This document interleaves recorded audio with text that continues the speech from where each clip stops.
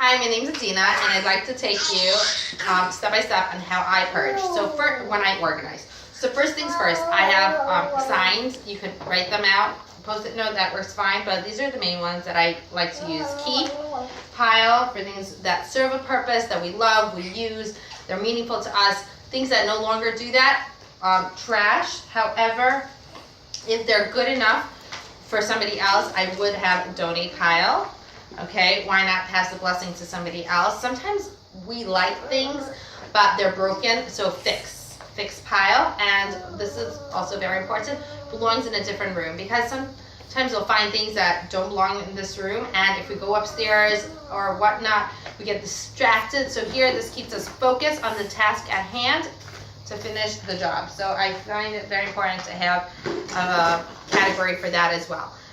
So let's see what's in here. I actually don't know, but let's find out. So we need to purge this out.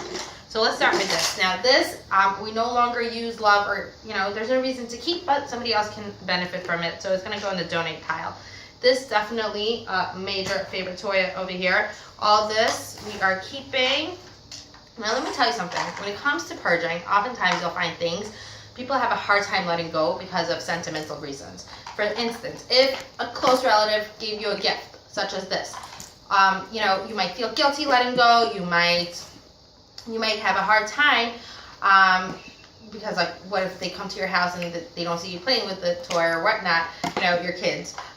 You know what? If it's weighing you down because it's causing clutter and it no longer serves a purpose, it's not bringing you joy, there's no reason to keep it. Donate it to somebody else. And you can tell your gift giver that you used it and you're so grateful for the gift, and now you're giving the gift to somebody else to enjoy as well.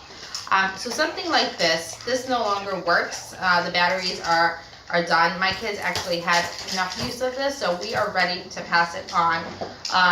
We could donate this and they could cut the batteries in. This is a keep. Now this no longer has the rest of the set. It no longer serves a purpose. There's no function. So we are going to trash that. Okay, keep. This belongs in a different room. It's a bath toy. It belongs in a different room. This is broken. So I'm going to give myself an expiration date. In a month from now, if this is not fixed, then it goes in the garbage, because obviously I didn't take the time to take care of it. I'm probably not going to take care of it. So if it's not fixed, I need to glue it in, then it's goodbye.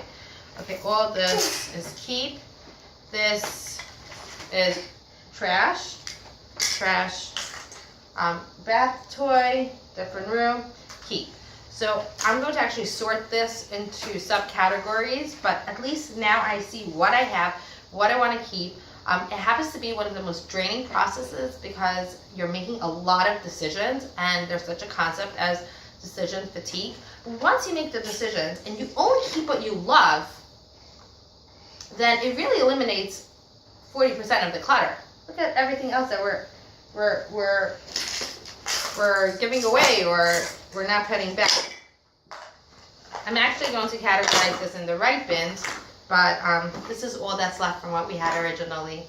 Okay, thank you so much. I hope you gained from this. All the best.